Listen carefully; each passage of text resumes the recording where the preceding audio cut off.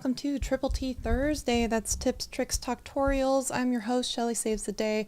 Today we are going to be diving into a topic that the internet seems to have gotten their teeth into quite a bit recently, and probably rightfully so. So I want to chat with y'all about the document that's going around. It's 36-page manual, How to Succeed in MrBeast Production. Now, a lot of this has been coming about from a lot of the videos and testimonials coming from Rosanna Pansino, also kind of the host of Nerdy Nummies and a few other. She has done some network television shows even on Food Network, and she has been seemingly one of the champions kind of speaking out against a lot of the stuff that we are seeing. And so I want to have a little bit of a chat about this, and I want to have a discussion with y'all, okay, about this. So let's do that. Now, first, before we get into it, a couple of you have already dropped it in the chat. Let's find out what's in your cup today, people. Today in my cup, we're back to sparkling ice, classic lemonade, but I'm going to say this as well.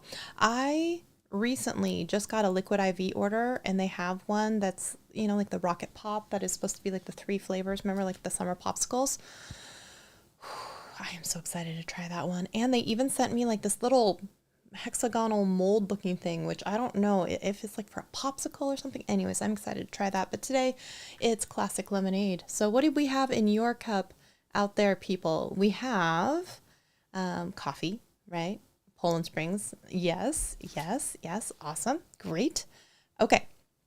So let's get into this. If you haven't heard about Pixelpia, how are you feeling? Are you feeling better? Super meta tech. Hey, you changed your handle, right? You changed your because I recognize that's not your usual name. But good to see you. Gosh. Okay. Anyways, good to see you, everybody. Let's talk a little bit about the document. And if you haven't seen it, I can, after I think about it, and actually let me do that now. There is a video floating around. I know she's also released it on X/Twitter, whatever you want to call it. And I know that she has released a video as well as a few other videos on her own main YouTube channel, but she has, I mean, it's nothing to sneeze at. It's somewhere around 14 million subscribers, I believe it is. So she obviously has been in this space for a very long time. There are a lot of people who are really mad at her because they think that she is unfairly and unjustly going after Jimmy, aka MrBeast, Jimmy Donaldson. And some people think maybe it's a little bit deserved. Okay, so let me see, link to, actually I can, Rosanna Pansino's video where she goes over some of the highlights, and you can also check on her page for a few of the different videos and whatnot that she's been hearing. She has a different perspective because also, you know, she had the, what is this? Just because I noticed you changed your name. Come on now. That's not deserving of a super chat, but thank you. I really appreciate that. Let me see if I can put that on screen. Every once in a while it works, and then sometimes it just does not. So let's see if it... Yay! Oh, I deserve a round of applause for that.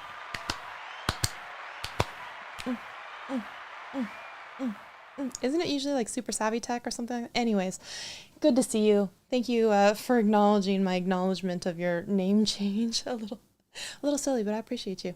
Okay, so now, how does Rosanna fit into this picture, some might add? And that is maybe, gosh, a year and a half ago, MrBeast did a video with a whole bunch of other fellow creators, and they played a massive game of hide and seek. And during this hide and seek game, the longer you stayed in it, then the more money that you could win for your particular charity. So a lot of the people were in it for the charity, and some, you know, just like competition and all that fun stuff, right? So she claims, and I tend to probably agree that this happened, that she has footage of Jimmy. This is not going to stay. I'm going to give it the good old college try to see if I can get it to stay, and I don't think it's going to. Let me see here. 1 second. I wish there was a way to like rubber band the legs and make it like stay. It's not gonna. So if it falls down, it's not my fault. Let me see if I can. Is there anything I can stick there? to block it. This is the most janky setup, y'all have no idea. It's all an illusion, folks. Okay, let's see how long that holds. We'll see how long that holds. All right. So they played a game of hide and seek with all different creators. Hey, there's the animation. Look at it go. Look at it go. And what she claims is that Jimmy edited the video to make it appear as though she was eliminated in a lower ranking spot than she claims that she was, because she has maybe her own personal footage, because as you do, a lot of creators are going to you know, film their time on the show or in the challenge for their own channels or whatnot. By the way, have I ever shown y'all this? This is a USB-C powered, it looks like a little taser, but it's the lighter for like candles. Anyways, and then it just you just recharge it and then you can light your candles. I love that. And this one, I have to just for a moment.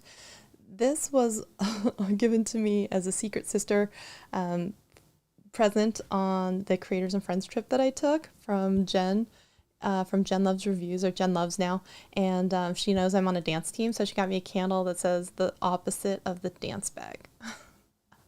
Because, you know, your dance bag would be, not mine, but a dance bag would be smelly. But anyways, so I guess in her own personal footage, maybe she has maybe proof or some sort of video where she says, hey, I was eliminated after Logan Paul.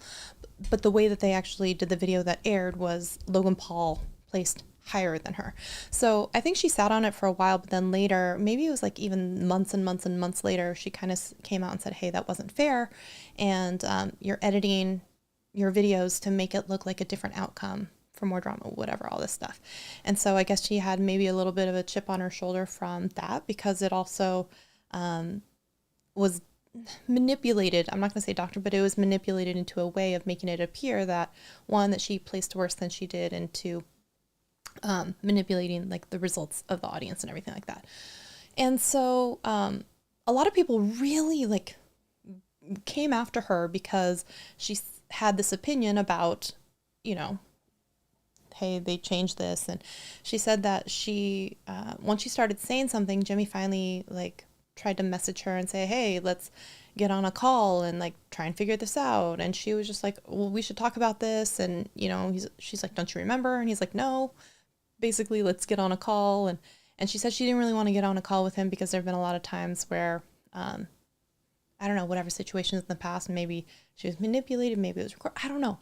But she wanted something that was a bit more public and neutral and whatnot. And I think it just never happened. And so a lot of the internet seemed to quiet down about that. But then this has happened, and he's having a rough time right now, I'm going to say, because another thing that has happened recently is that there are a series of videos that are coming out from ex-employees and coming out saying, you know, I worked for him. He's, I'm quoting the title of the video, like he's a sociopath, or he manipulates videos, or he is all in and obsessive and isn't very kind as a place to work. They're like, check out his Glassdoor reviews for MrBeast, and it's just a boys club. Right. And so there's a 3-part series that's been going on by Dogpack 404. Please don't quote me on that.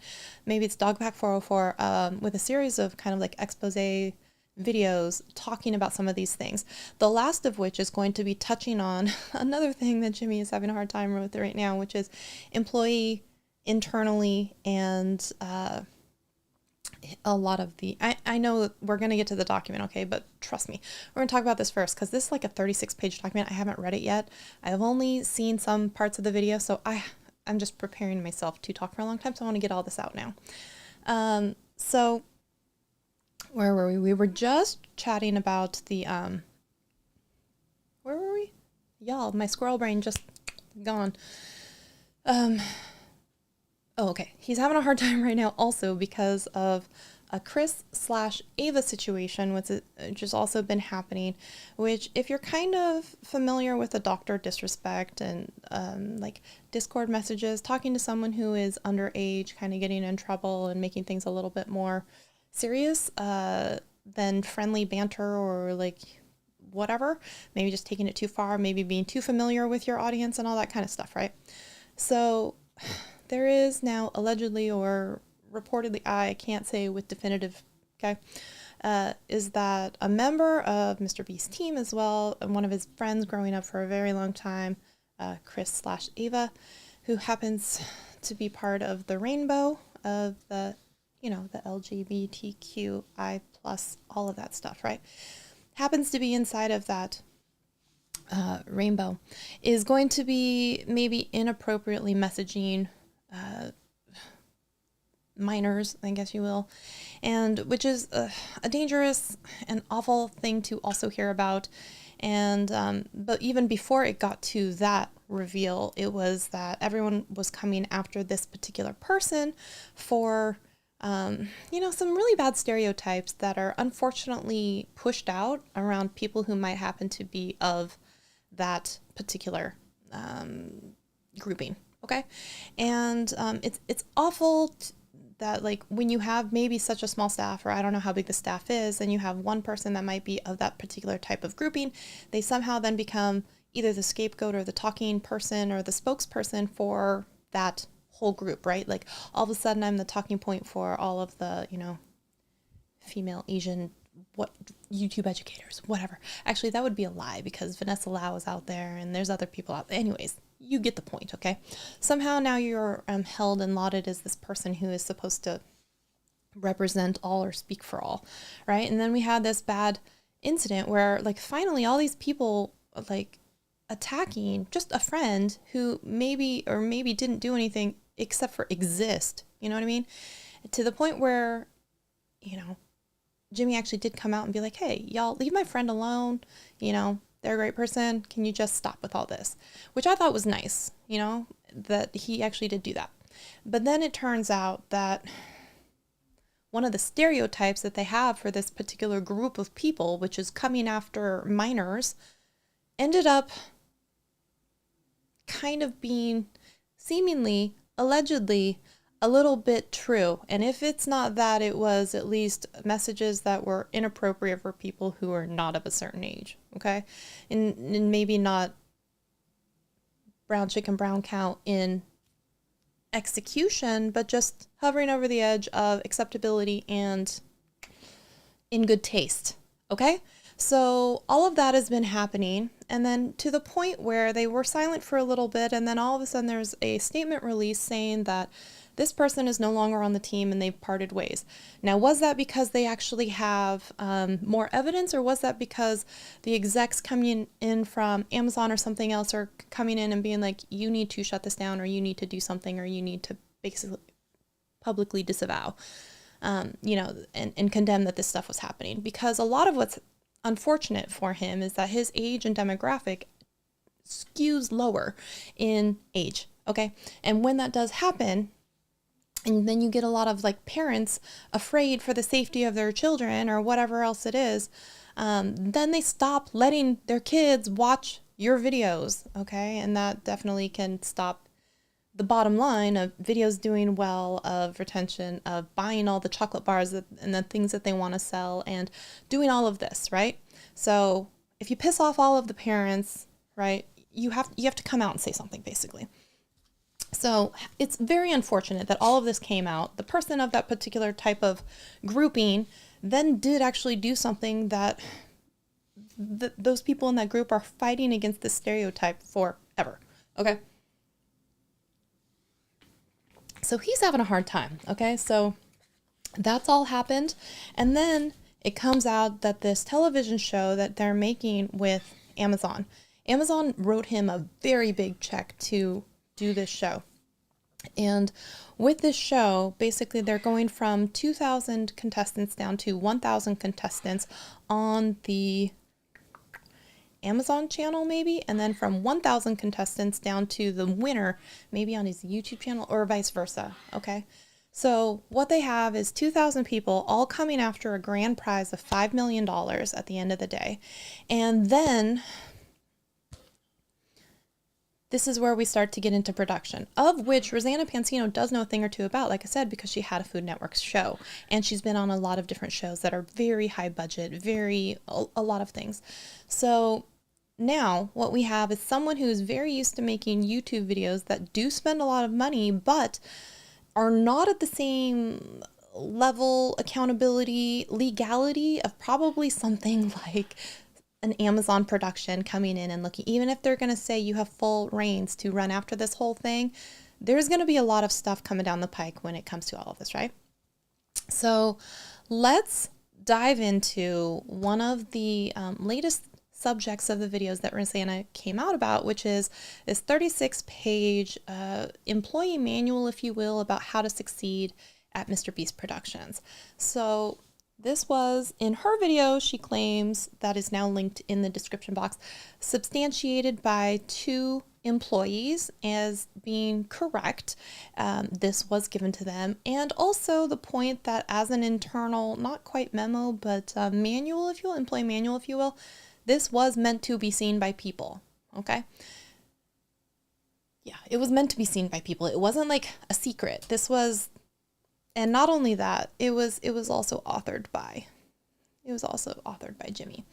And one of the problems with that is that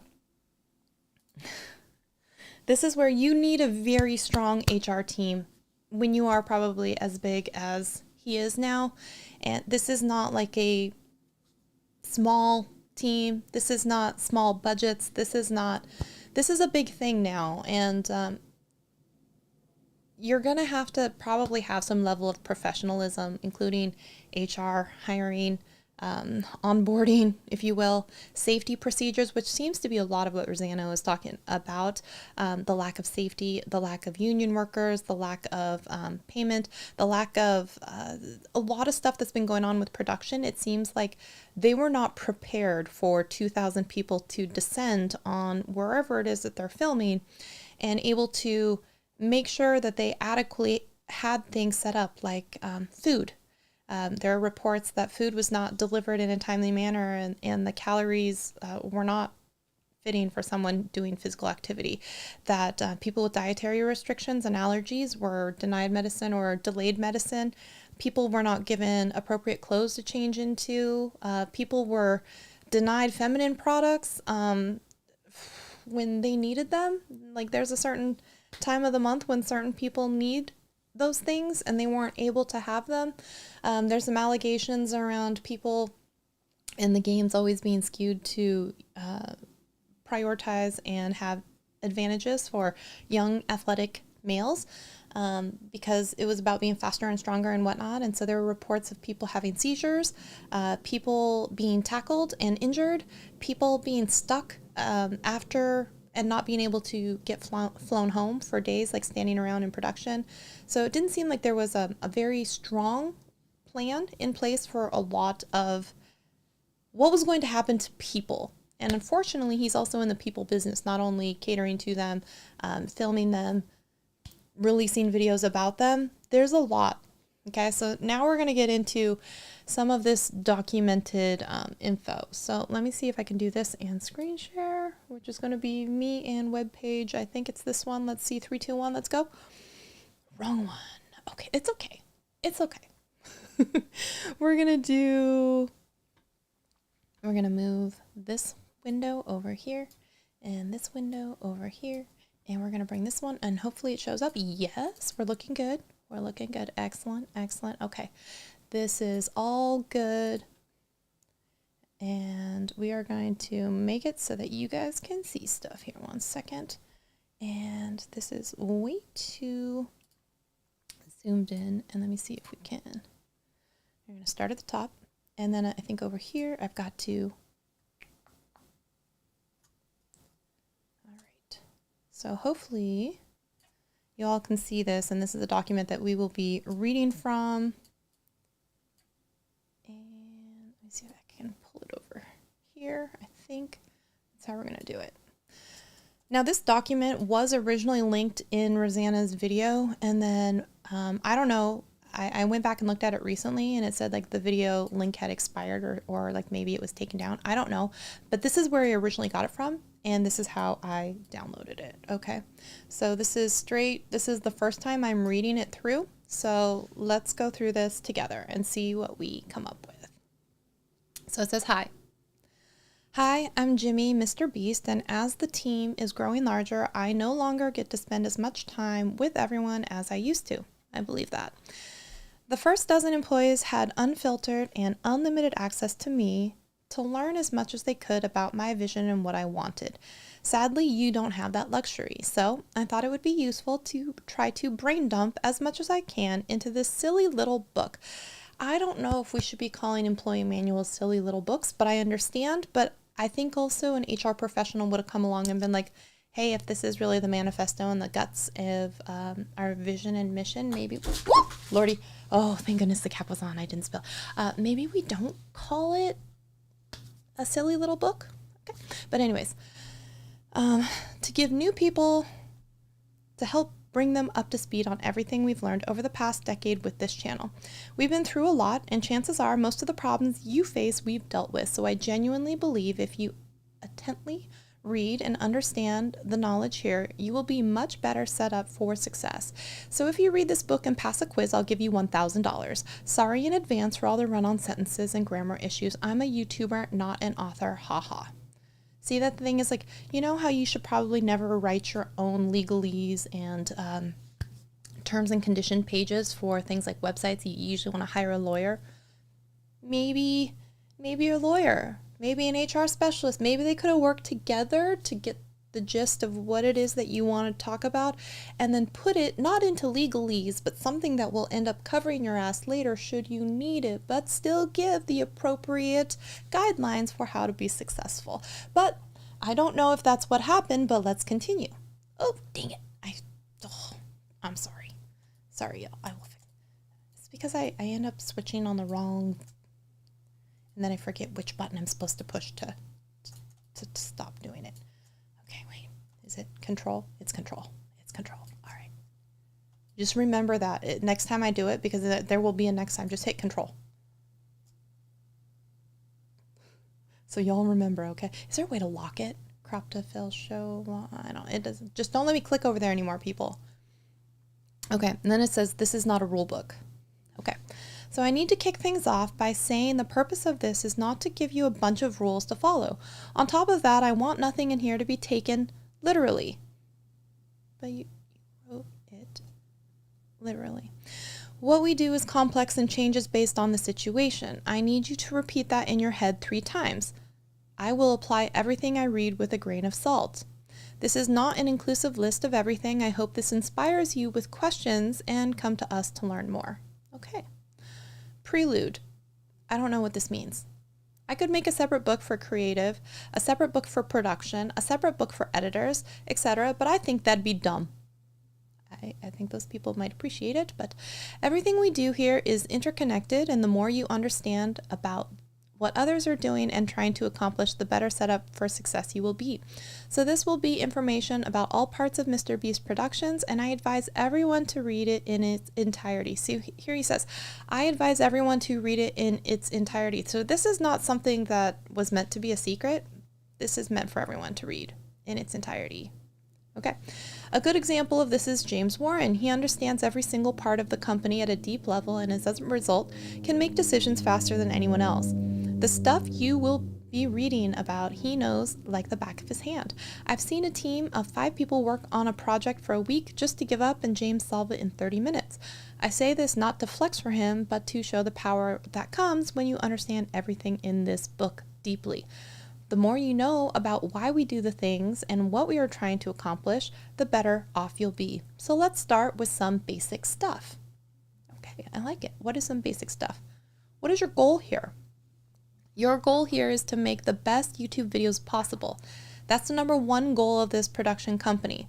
It is not to make the best produced videos, not to make the funniest videos, not to make the best looking videos, not the highest quality videos. It is to make the best YouTube videos possible. Everything we want will come if we strive for that. Sounds obvious, but after 6 months in the weeds, a lot of people tend to forget what we are actually trying to achieve here. All right. I don't care how traditional media does things. Pardon the bluntness, but this is not Hollywood and I do not want to be Hollywood. And if that sentence is a turnoff to you, then you're probably at the wrong job. I genuinely mean that. YouTube is the future, and I believe with every fiber of my body, it's going to keep growing over the next 5 years. In 5 years, YouTube will be bigger than anyone will have ever imagined, and I want this channel to be at the top, which is why I say we are not Hollywood. 99% of movies or TV shows would flop on YouTube. On top of that, they'd be wildly unprofitable, have no flexibility, and long lead times that can't adapt to trends. We aren't here to make a small movie once or twice a year. Oh my gosh, there's so many spelling mistakes. I think even just an editor could have come in and helped the situation out, because even something as simple as like YouTube, which you're going to probably repeat throughout this entire, I don't know what to call it, manifest guide, is spelled and capitalized incorrectly. Okay, but aren't is also spelled incorrectly. But I digress. That's so not the point of. We have bigger fish to fry. Okay. We aren't here to make a small movie once or twice a year. I want to make one a week, LOL, which is why you need to be nimble and produce content our way, not the way you were taught before. If you want the highest probability of success, I beg you to learn why we do what we do at a deep level before you try to fix anything. We've done countless videos and invested hundreds of thousands of hours collectively building how we do things. I know it's not perfect, but we have a reason for how we do most stuff, and it's probably a decent one. Okay, so the amount of hours that you work is irrelevant. Before you get mad, recall the story about James solving a problem in 30 minutes a team of 5 couldn't in a week. If that example does it really matter how many hours they worked? Obviously, we want grinders that put in the hours and love you guys to death that do, but at the end of the day, you will be judged on results, not hours. We are a results-based company. Get shit done and move the goalpost. What are we thinking so far, y'all? Comments, questions, concerns from the viewers.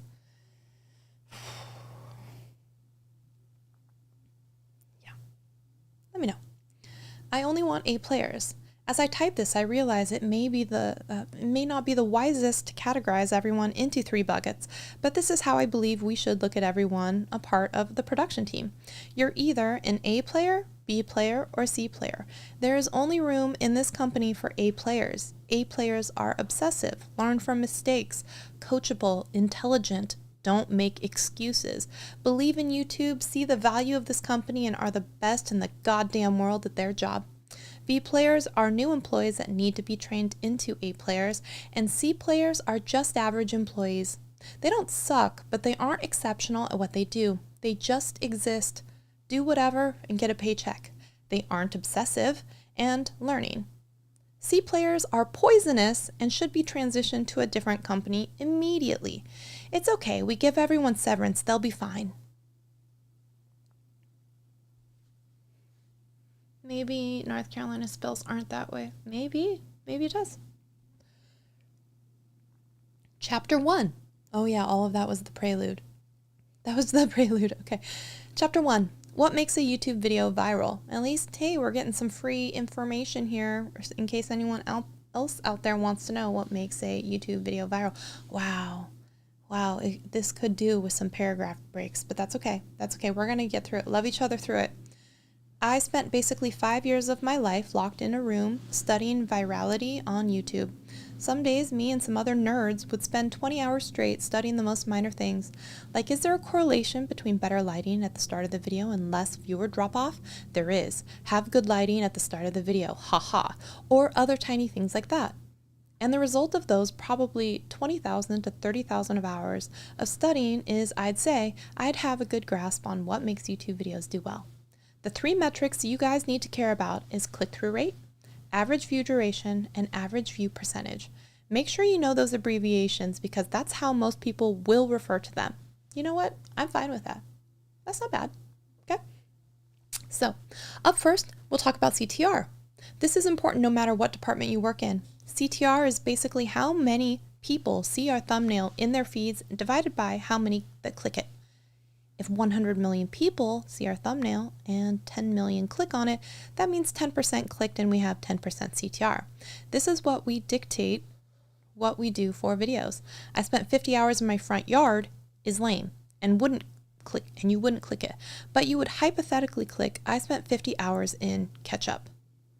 Both are relatively similar in time or effort, but the ketchup one is easily 100x more viral. An image of someone sitting in ketchup in a bathtub is exponentially more interesting than someone sitting in their front yard. Titles are equally as important for getting someone to click. A simple way to up that CTR even more would be to title it, I survived instead of I spent. That would add more intrigue and make it feel more extreme. In general, the more extreme, the better. I don't like bananas. Won't perform the same as bananas are the worst food on earth. Now, if you're in production or creative, you might be wondering, why does the title and thumbnail matter to me? Expectations is why. The title and thumbnail of the videos you will be producing set the expectations for the larger video, for the viewer for your video. Imagine you clicked on a title of a video called World's Largest Bouncy Castle, and the thumbnail had a giant yellow bouncy castle inside a bunch of huge buildings. Then when the video plays, it's not a yellow bouncy castle, it's red. It's also not in the world's largest.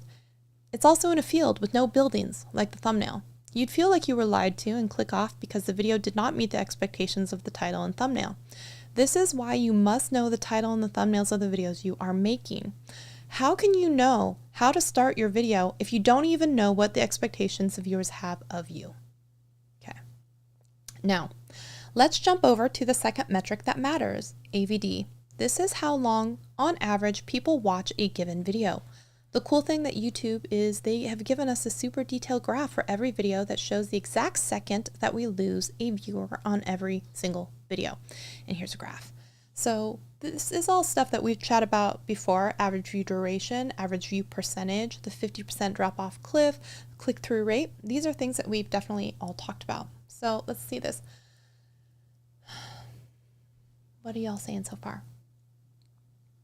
As an employee, I would look at this and think that this is not a serious company. And Home Rapid Repair, hey, good to see you, says, agreed, but he's hiring very, very young people, so they don't have much employment experience, and they are not interested in any development or changes, so they've probably reached their peak performance, and from now it's downhill. Maybe this is why he's going outside of YouTube now. And then Home Rapid Repair, I didn't know he has a new toy line being released in the last week. Bad timing. I think Corporation's deal may be gone for, oh, got it. Interesting. Okay, so, by the way, if you're enjoying this video or you just like me, give it a thumbs up, okay? Thank you. I'm gonna lose my voice, I'm sure, because we're only, what, page 2? Oh boy, okay. See the blue line in the image above? That represents the attention span of the 60 million people that clicked on this video. It's crazy, but we can see exactly when every single person who clicked on this video clicks off, as with almost every video on YouTube. The first minute has the most loss. Go look. This is why we freak out so much about the first minute and go so above and beyond to make it the best we freaking can. On this particular video, we lost 21 million viewers in the first minute of the video. I can't even imagine having that many eyeballs on any one of my videos. I think I have a video that I released months ago that finally broke 100 views, y'all. I think I put out a video on my beauty channel. It has like 5 views. It's a Anyways, by the way, I'm 605 hours, right? So we're going down. It's happening. I'm getting closer. God, can you imagine 21 million viewers to be lost in the first minute versus anything else? That is insane. Which surprisingly compared to other channels is above average and could have been much worse. Let's say the start of the video wasn't well lit. It didn't match the expectations of the clickbait. I didn't pre-plan what I'd say, and we didn't front load some interesting stuff for the first minute of content. We would have lost much less than the 21 million. Because it wouldn't have even gotten 21 million views, lol. But if the views were hypothetically fixed, then instead of still having 39 million viewers at the 1 minute mark, it would be more like 20 million viewers. The first minute of each video is the most important minute of each video. You know what? I can give him that. The first minute, it is important. After the first minute of content, you will have what we call minutes 1 through 3. They're the only people who call, I don't know. Anyways, this is where you have to transition from hype. Oh my gosh, did you see it? The lights were flickering in my house. I was like, oh my gosh, of all times, if we have some power outage and then like everything goes down. Anyways, stop telling people what they will be watching and start showing them. An example of a 1 through 3 minute tactic we would use is crazy progression. Let's say we have 10-minute video about a guy surviving weeks in the woods. Instead of making the first 3 minutes of the video about the first day, then progressing from there like a logical filmmaker would, we'd try to cover multiple days in the first 3 minutes of the video so the viewer is now super invested in the story. They've seen this man survive multiple days in the woods and emotionally now want to see how much further he can go. He's not wrong on that. That's correct. We also want to do something around the 3-minute mark called a 3-minute re-engagement. Yes. A re-engagement can be described as content that is highly interested, that fits the story and makes people genuinely impressed. Another way to look at this as it's a segment that only Mr. Beast can do this. It's important to re-engage the viewer around this time because they could get bored of the story and click off. These re-engagements are usually spectacles and sometimes need lots of time and money to perfect.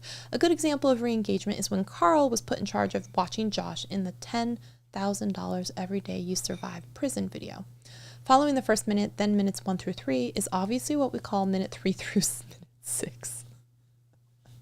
I mean, okay, but they call it that. It's the next most important part of the video. This is where you plan out all of the most exciting and interesting content that is also very simple. This includes a lot of quick scene changes and highly stimulating, simple content that reflects the story. The goal is to make them fall in love with the story, the people in the video, and the overall video itself. If we can get them to watch the first half of the video, there's a very high chance they'll watch the end. Usually at the 6-minute mark, we will include another re-engagement that is highly interesting but needs a little more explanation, and we'll push the story into the back half of the video. I don't see anything wrong with this particular section. Outlining storytelling, outlining pretty much minute by minute kind of dissection. I don't really have anything negative to say, and here we are getting a free lesson about YouTube and video engagement and strategy from Mr. Beast. So obviously he knows a thing or two about it. This part seems pretty benign, I'm just going to say. But lastly, we have the callback half content. I have to be careful writing this because I don't want you to ever for a second think I am okay with content being subpar. Many videos have been killed because the back half content was ass, LOL. But in general, once you have someone for 6 minutes, they are super invested in the story and probably in what I call lol. They are watching the video without even realizing they are watching the video. Typically, the not as good content would be in the back half of the video. Don't ever signal the end of the video unless it's to build hype for the prize or payoff at the end of the video. This is also where long explanation bits can live, and if something unexpected happens or things don't go to plan, that can be turned into content. All right. The above paragraphs are why you'll hear us ask what minute mark in the video you are working on. Oh, that's interesting. Okay, that is kind of cool. Whether it's in production, creative, or editing, you must always know what minute mark the content you are working on is. That's actually a smart way to talk about that, because if you're talking to creative or someone's making like pop-ups on the screen or something like that, and they're talking about minute 4, boom, that's a really interesting way to think about that if you're in the minute 3 through 6 kind of time frame. Interesting. So if you don't know, then you're not doing it right. I just whipped out a calculator, and the combined seconds of content on our last 100 videos is 81,801 seconds, which divided by 100 means the average Mr. Beast video is 818 seconds, or 13 minutes and 37 seconds. That is specific, y'all. That is specific. Some are shorter, like when we do a real-time shoot or something more emotional and don't want it dragged out, and some are longer, giant spectacles like giving away an island as an example. But 13 minutes is the average, and you are expected to know when producing which minute of the 13 minutes you are working on. You know what? That's fine. I think that's, I mean, detailed and strategic, sure. So I don't see anything wrong with this part either. So since we're on the topic of retention graphs, here's a cool visual. I have seen these before. Okay, so way back in the day, If y'all remember, I don't know if I talked with y'all about it, but YouTube certifications, you would go through a whole bunch of information and you would learn it, and then you would take a quiz and stuff like that. And part of it was a bunch of PDFs and online quizzes and all this stuff for basically how YouTube worked. Nowadays, it's really hard to get into the YouTube certified program because you have to be entered into it by your partner manager, and there are very specific circumstances in which you can do it. Your certifications expire and you have to re-up. Okay. So a lot of people, by the way, if someone tries to tell you they're YouTube certified and they tell you their certifications don't exist, they are a liar. Just know that. They exist. They have an expiration date on the certificate. I digress. This chart, I recognize, came from that. And the reason I know that is because I am in a mastermind with a group of other educators / business people. And I remember telling them, yeah, when I got YouTube certified and they had all these retention graphs and what they look like. And one of them was very interesting. He's like, what? Are you kidding me? And I'm like, oh yeah, they put it in the materials. And he was like, will you send me? And I had to go searching through this, like, I had copied a whole bunch of stuff into PDFs. And so it was like an 800-page document about the stuff that they want us to learn, right? There was channel growth, content management, content strategy, and whatnot. And that was just a couple of the different certifications. They had a couple, but hi, Em. So I remember compiling all of it and then having to go back and try to Control F and find these particular graphs and whatnot about the retention. It's a whole long story. I'm saying that's where I've seen this before. So it's interesting that they're in here. All right. The shape of the audience retention graph, you can tell which parts of your video are most and least interesting to the viewers. So when the line on the chart is flat, it means viewers are watching that part of your video from start to finish. Gradual decline means viewers are losing interest over time. All videos on YouTube generally taper off during the playback period. That is true. Spikes appear when more viewers are watching, rewatching, or sharing those parts of your video. Absolutely true. Especially if you have something like, what did he just say? Or this was the proposal, or they come back to a specific part, or they rewind. That happens a lot. You see those like retention graphs like spike like that. And then the dips mean viewers are abandoning or skipping that specific part of the video, especially if you have notated something as, 1 minute of blank. And so they'll just fast forward for a minute. Or like if you see like, let's say Philip DeFranco has like an ad and it's a 60-second or whatever integration, you hit the L button 4 times to skip through it. It might look something like that. Oh, dang it. I didn't mean to do that. Completely accidental. There we go. Accidental. We're back. There we go. The last of the 3 trackable metrics that matter to virality is average view percentage, and to be honest, this doesn't matter as much to you. Usually the length of the video will be decided by me or Tyler. I just need you to make people watch as long as possible. That's fair. But he did give like really long explanations for everything else, so I just think that was, don't worry about it, but worry about it, but know about it. Another non-trackable thing about virality I'd like you to know is that we call it the wow factor. It's definitely the most subjective. You can check all the above boxes for CTR and ABD, but the video still did for us. An example of the wow factor would be our 100 days in the circle video. We offered someone $500,000 if they could live inside a circle in a field for 100 days, and instead of starting with his house in the circle that he would live in, we bring in on crane 30 seconds into the video. Why? Because who the fuck else on YouTube can do that? LOL. True. The fact that we lifted a house on a crane didn't add anything to the title and thumbnail. It obviously hooked the viewers and helped retention, but there are millions of ways we could have done that easier. It's arguably, from a data standpoint, illogical and a waste of time, but the impressions it leaves on the viewer is invaluable to us. Interesting. Anytime we do something that no other creator can do, that separates us, pretty sure he spelled separates, us in their mind and makes our videos more special to them. It changes how they see us, and it does make them watch more videos and engage more with the brand. You can't track the wow factor, but I can describe it. Anything that no other YouTuber can do, and it's important we never lose our wow. Okay, so let's take a peek at this. Thoughts, questions, comments, concerns. We are 1/3 of the way through because this is page 10.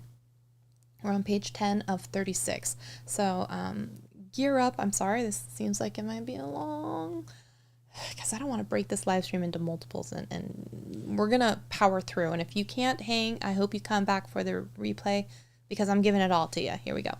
Chapter 2, creating content. For this next part, I want to write about actually creating content.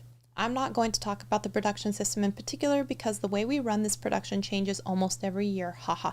There's a lot of ha-has and LOLs and interesting because I just don't think the level of reverence to something that is like a production manual should be littered with that much.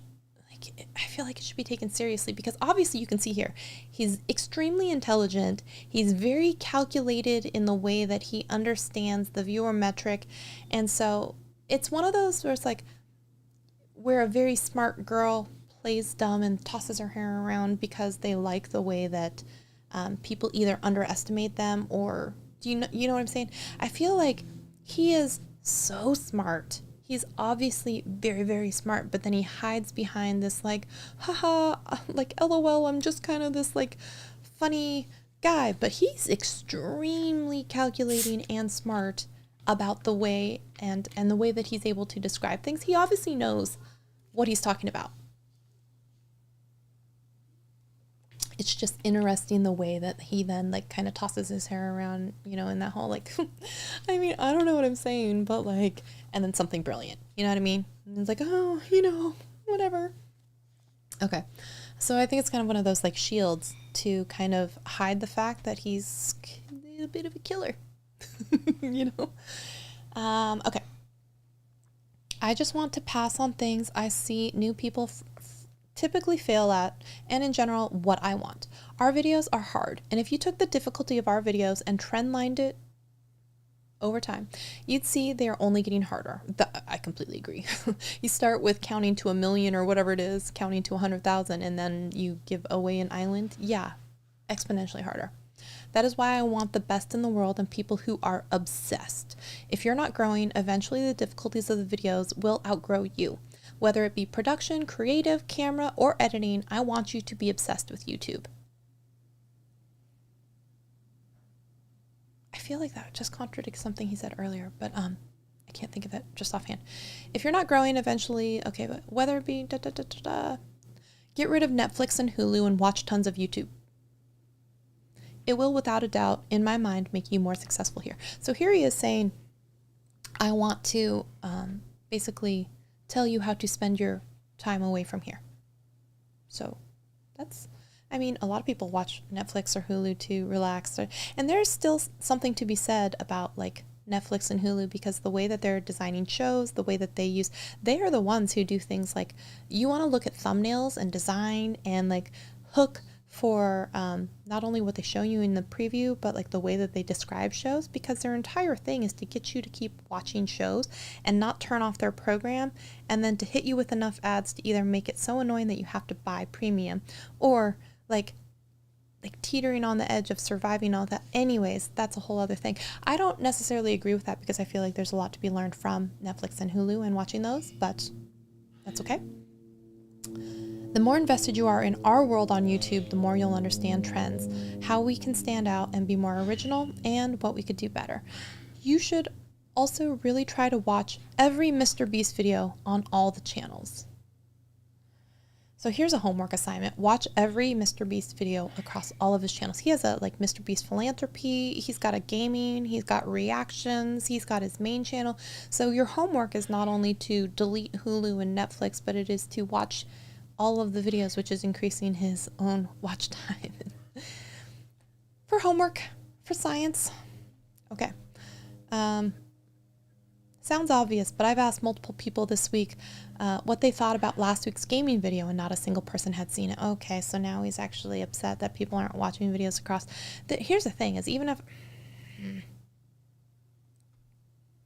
I can understand and appreciate from a certain standpoint, I don't watch a lot of the MrBeast videos, but when I watch one, they are fascinating from how many jump cuts are they using? When are they using sound effects? And oh wow, I kind of sound like, but definitely not to that level. But it's like, how fast are they moving the story? Because sometimes I feel like there was one where they gave away like 100 houses, and I was like, but I only saw the story of like 6. So what happened to the other like 94 people that you gave houses to? Like I had questions that weren't answered, and it went too quickly. Or like adopting all these dogs. I want to see every single darn dog, you know that. And I feel like sometimes, I guess when he's in that minute 3 through 6, he's going through them real quick, and he's not having this callback, I think there could be some more storytelling in, because I've seen a lot of his videos and it's a lot of like jump cuts and screaming and open mouth, and I feel like he's really starting to change a lot of that. But anyways, on top of learning from watching YouTube, I'd love for you to read The Goal if you haven't already. Ooh, that one I will put on my list, okay? Thank you, because I always love a good book about whether it's strategy, business, mindset, and if he is recommending this book to every single one of his employees, that sounds like interesting. Maybe that's something we should look at. Anyways, I used to make everyone read it. I know bottlenecks are obvious and it will sound like I'm talking to 10-year-olds sometimes, but just not knowing and understanding something as simple as bottlenecks has fucked tons of videos. You all should deeply understand the work stream from when a video hits the calendar to when it's filmed. I don't have the best track record of making the video filming calendar super far out and sticking with it. Wait, so you're supposed to study it, but he's also not good at sticking to it? Is that what I just read? Anyways, let's say you're in production and a video you're assigned to is put up 45 days out. A lot of things need to happen before you can start working on it. The big things would probably be you need a thumbnail sketch and creative on your team to write the video. Do not just go to them and say, I need creative. Let me know when it's done. And I need a thumbnail. Let me know when it's done. This is what most people do, and it's one of the reasons why we fail so much. I want you to look them in the eyes and tell them they are the bottleneck, and take it a step further and explain why they are the bottlenecks, so you are both on the same page. But wait, are they? If you just assigned it to them? Like, what is an appropriate timeline for people to work on something before you toss that title at them and say you're a bottleneck? I don't know. I'm sorry. I was like, wait, you just assigned it to them and they're a bottleneck? Tyler, you are my bottleneck. I have 45 days to make this video and I cannot begin to work on it until I know what the contents of the video is. I need you to confirm your understanding that this is important and we need to set a date on when creative will be done. A lot of the time things are done in sequential order calendarily, but I don't know. It could just be when the person gets up the balls, or I don't know, what is the appropriate female equivalent? Courage to just come up to someone and be like, hey, Pixel Pia, you are my bottleneck. This video is 60 days out. And then the next person comes in and says, hey, Adam, you are my bottleneck. This video is 45 days out. I don't know about always saying that, but anyways. Now this person always has tons of shit going on, is aware of how important this discussion is, and you guys can prio it accordingly. Now let's say Tyler and you agree that it will be done in 5 days. You don't get to set a reminder for 5 days and not talk to him for 5 days. Oh, all caps, he's screaming at you. Every single day you must check in on Tyler and make sure he is still on track to hit the target. Oh my gosh. You know it's due in 4 days, right? You know it's due in 3 days, right? You know it's due in 2 days, right? That seems like excessive.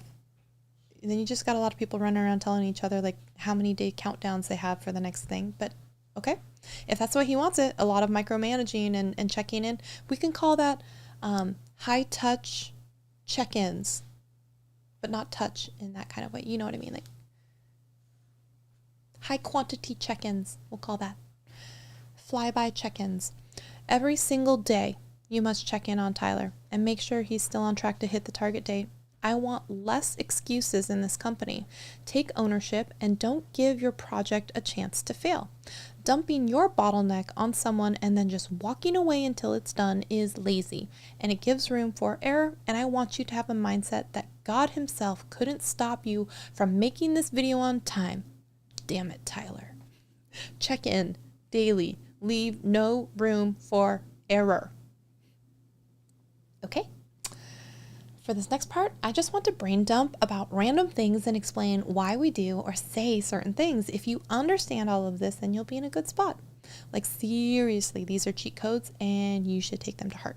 Maybe don't brain dump something that's the official manual. Maybe take your time to not have it be a brain dump, but that's okay. What do we got? Next thing we got is, I really want us to see producing as a team job, not a solo thing. which is why it's important you video everything critical and also anything you think people would ask about. Let's say you go to a set for a video in a month while the rest of your team is looking on this week's video. Most people just go to scout the set, maybe grab a photo, walk around, grab a good mental model. Then a week later when you're back, this video is now Tyler's main focus and he starts asking questions about the set and you can't quite recall.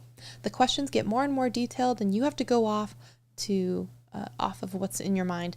The rest of the production team also needs to start planning bits, but they don't know what it looks like and it's a shit show.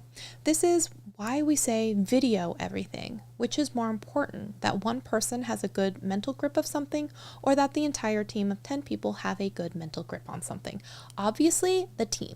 And the easiest way to bring your team up to the same page is to freaking video everything and store it where they can constantly reference it. A lot of problems can be solved if we just video sets and ask for videos when ordering things, especially when because I personally am a visual guy and I always ask to see what things look like. So even for me, videos are valuable. Video everything, okay? If that's the way he wants it, that's a good point. You go out to a set, you don't know what's the distance, but if it's a football field, let's say, what's the distance between that and the stadium? What's the distance between that and the school? You need to know those things. I get it, okay? So, say the negatives. Title says it all. Don't just tell people on your team or me why something is good. It's infinitely more valuable to tell us why it's not good. I found the castle we need for the video, but it's booked all year, over budget, and someone died in it last week. Oh my. So, it's your fault. Track the contractor. There's a lot of stuff about personal accountability, and that's fine, but let's see what he has to say here. I know I already talked about this, but there is one thing I'd really love to impose on you from all of this writing. It's that you can't just dump and forget your projects. Just set it and forget it, right? I can't stand when people dump and forget their project on a contractor and then the day before the shoot, blame them when it's not ready. That's on you, not the contractor. You know, that's fine. Let's say we are building the world's largest water balloon and you need someone to make a giant wooden stand for it to sit on. Most people here would just call someone like JB and have him do it and tell him to be done by filming day. Instead, you should really have it done by a certain time frame in advance. You need to use your own intelligence based on the project to determine that. In case something is off, we can make changes, and you need to then decide whether or not it is critical as a component. If it is, you should also begin working on a backup, and while working on a backup, you should check in with JB every single day. Ask him, send videos every day to spot problems early. Hell, maybe talk to him twice a day. I don't care, just don't leave room for error. Which is funny because I think later in the video that Rosanna had posted, she said that he does make a point that like, it's okay to make errors. Everyone makes errors. But now he's saying like, don't make errors. Okay. No excuses. Stop leaving room for error. Check in daily, receive videos, and know weeks in advance if you are fucked, not days. Okay. Next section says, I am not always right. Shocker, I know. I'm young, and I'll be the first to admit I'm not perfect. I promise not a single person on this planet wants us to succeed more than I do. And no matter how much you work, you'll never invest more time into this company than I will. But I can't promise I'll always be right. Well, I might say that is true because a lot of the time, the company owner, you can't expect everyone to work as hard as you because it's not their company, it's yours. But they can be very passionate, but it doesn't make them also bad employees if they don't have the same like investment and passion as you because it's not their company. So a lot of them aren't going to. But having said that, there are ways that you can help me be right more often. Oh, good. Let's help him be. For starters, you need to understand the world I'm in and how my mind works. This book in particular is for our production company, which, by the way, is the most important company and allows everything else to succeed. Without the videos, everything else dies. But it's not all I have going on. I have to be the main talent for every gaming video, every Reacts video, every philanthropy video, every TikTok, Insta post, and every main channel video, which is basically 3 full-time jobs all by itself. That is true. Little things like sending videos to people for birthdays, attending events, networking, etc. all add up because I'm the face of the channel. Again, true.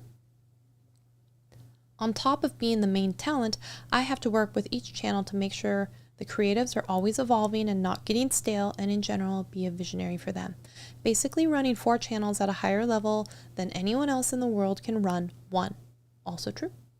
We also have a Beast Burger and oh, they don't have Beast Burger anymore, and Feastables, and I still have to set the vision and be the lead creative. On top of that, we dub our channels in other languages, and we run a translation company that works with other channels as well. I also, multiple times a week, have to call other YouTubers and see what they are testing and doing so I can always stay up to date and make sure we aren't missing anything. AKA, you need me networking a lot. What I'm trying to say is I have to run 4 channels, 3 businesses, a charity, a network, maintain all of our image at the same time. So when you need something from me, you have to understand that I'm not probably as knowledgeable about a video as you. Whatever you don't tell me, I don't know. When getting an answer from me, it's ideal you do research and come to me with context and options. Instead of saying, in a coming up video, we're giving away a car. What do you think of this Lexus? It's only $10,000, which is how 99% of questions are asked towards me. Do this instead. All right, we have a coming up video. Would you rather video? One of the bits at the 6 to 9 minute mark, we will be giving away a car. We are still on budget, and the budget for this car is $10,000. I checked with PM. If it could go up another $5K if you really wanted. I searched all of North Carolina for cool ass cars around that price point, and here are 5 that I found. I got pre-approved by Creative, all on budget. I also got 5 other backup options that are less cool looking and more average if you're going for that. Here's a picture of all 10 cars, the miles on the cars, and the information that you would want. Which of these cars do you think is best, or should I get other options? That is a lot of research and a lot of things to explain. Absolutely interesting. If you want to look like you're doing your job and don't care about the success of the video, ask me questions like the first example. If you want to take accountability and make your videos happen with a higher probability of success, do the second option.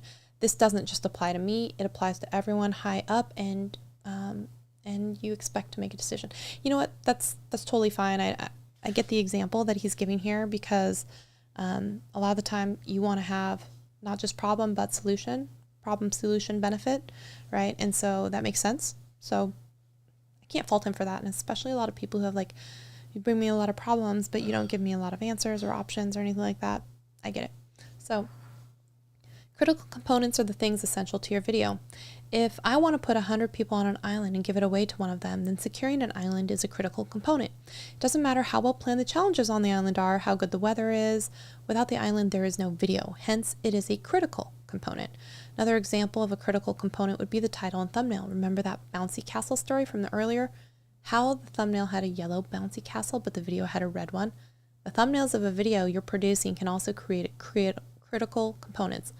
Third example of critical components would be if the creative on your team pitched me a video of 10 challenges and I said, I like the video, but mostly because of challenge 3 and 7, I'd hate the video without them. Challenge 3 and 7 are now essential to your video and thus critical components.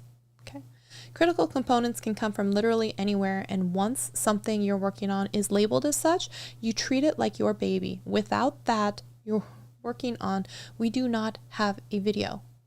Protect it at all costs, check in 10 times a day on it, obsess over it, make a backup. If it requires shipping, pay someone to pick it up and drive it.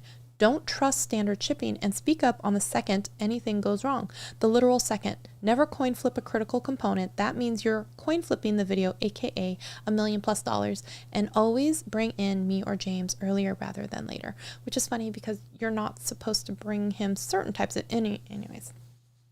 Okay. Very important as a company, we maintain proper communication lines, offset and off and on.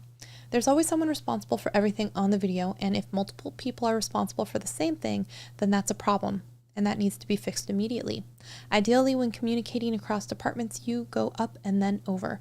If you skip and just go below, you must then call and let the people in charge know. Let's say you're a production coordinator, and you call a writer and tell him you need some bits about a sandwich being cooked with lava. Seems harmless. Except now Tyler, head of creative, has no idea what his writer is working on, and worse, doesn't know that an option when he directs the video. Will, the head of production, also has no idea, has been on set into motion when planning and tracking the progress of the video and doesn't know how to account for this. Will, spelled incorrectly, I think, later finds out about it and assumes Tyler approved the bit and starts planning on how to make lava, and then wastes 3 days making lava until Tyler catches wind, and then Tyler asks her why she is making lava, and she has no idea, and everyone is confused. This is what happens when you don't follow proper precautions. I am confused just reading that sentence, but it makes sense to him. If when this bit was requested, Tyler and Allie were called first, days of bullshit would have been saved. Seems simple, but it happens dozens of times a week and causes tons of double and triple work. Y'all.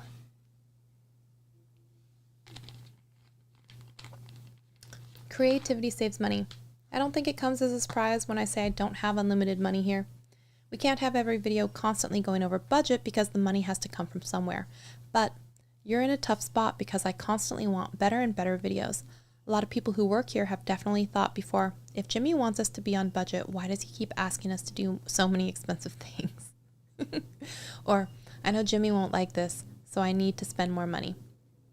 People always assume money is the answer, and if we just spend more money, we can give Jimmy what he wants, which is wrong. Creativity is the answer. Here's an example I use all the time with our gaming team. They love to give away money every video, but which sounds cooler to you as a prize for a gaming video? $20,000 or a year's supply of Doritos? To me, Doritos is so much funnier, and I think our audience would find it fucking hilarious.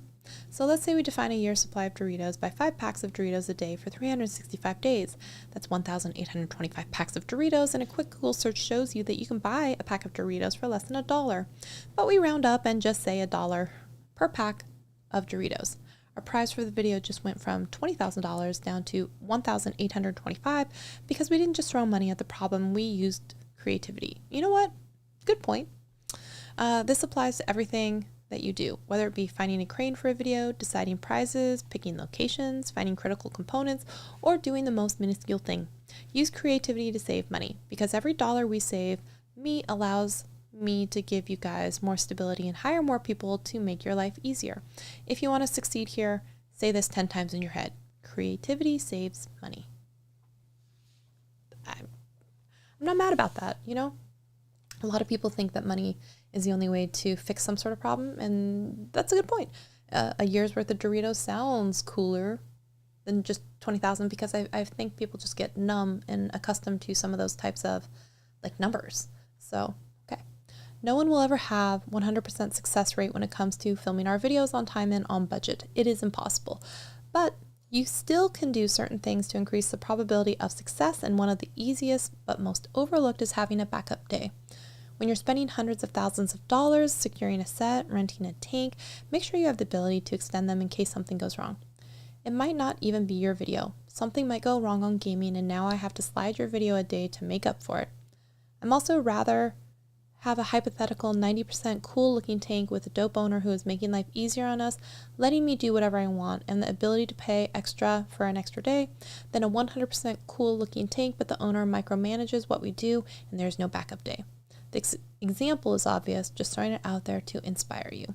Always check with creative before you do something like this, but backup days are necessary, and ideally we work with people that see the value in us and love us, so they will even be more flexible. Which is funny because then he also says, like,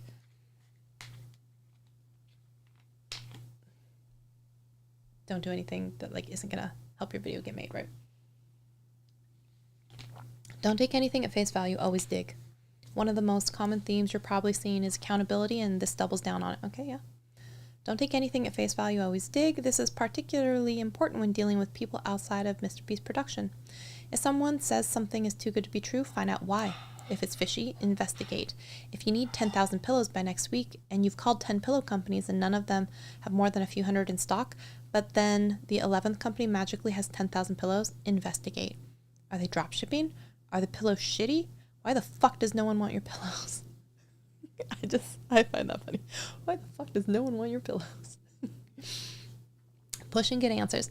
What tends to happen is people think their job is done by finding the 10K pillows and just order them for us to find problems with them when they arrive, but it's too close to filming window to fix it. Do not overly trust people outside of the company. Investigate and verify what they say, or it is your fault if they don't pull through. Okay. Higher form of communication. If you spend any time with James, you'll hear him bring up higher forms of communication a lot because it's important and somehow very overlooked by most people. The worst thing you could ever do when you need something for your critical component is email someone at the company. The best is to talk to them in real life. It's very important you know when to call people for stuff, grab them in real life, and when to text them.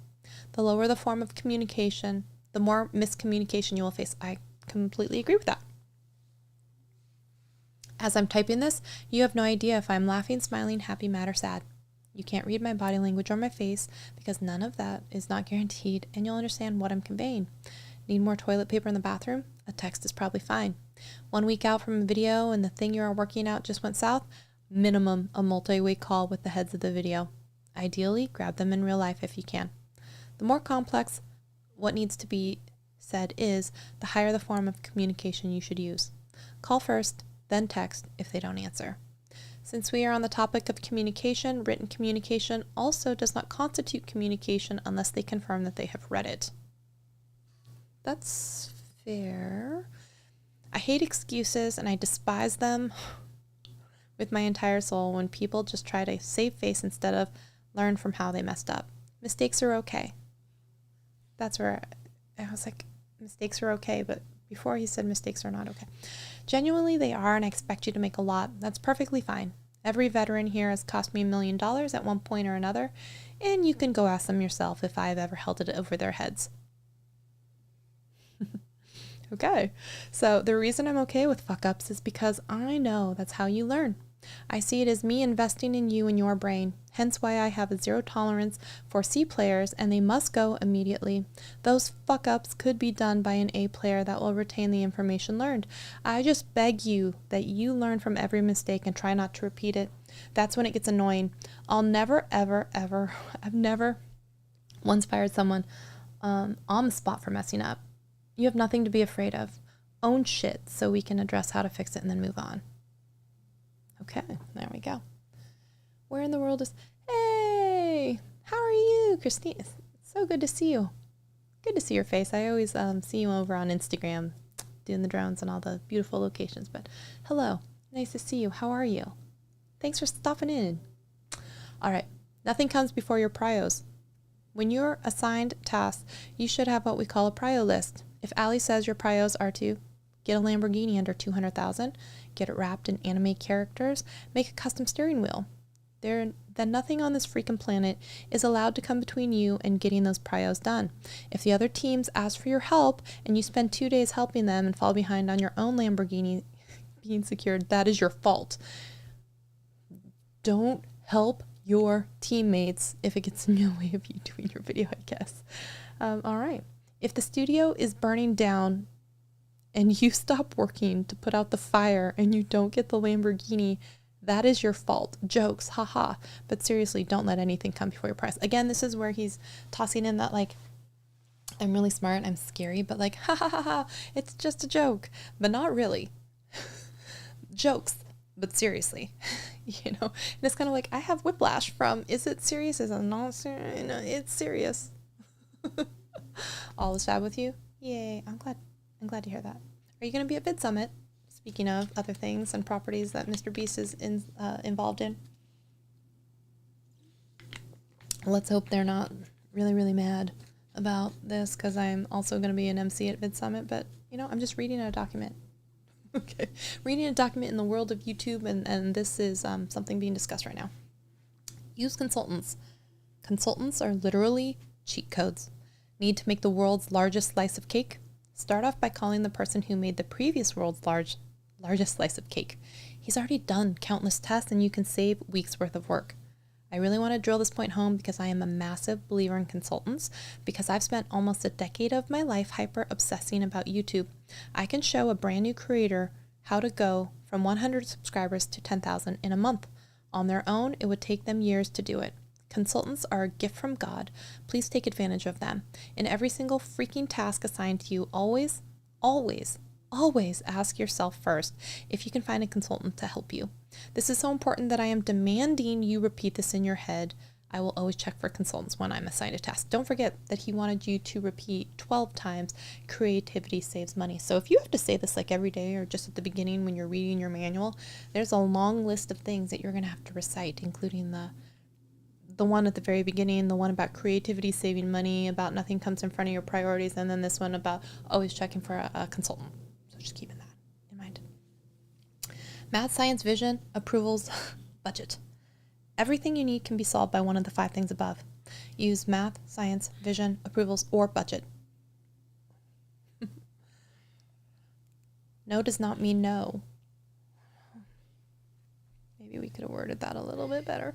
But when dealing with people outside MrBeast Productions, never take a no at face value. If we need a store to buy everything inside of, and you call the local Dollar Tree and that person that answer says, no, you can't film here, that literally doesn't mean shit. Talk to other employees and see if they are fans or if they have any kids that are fans.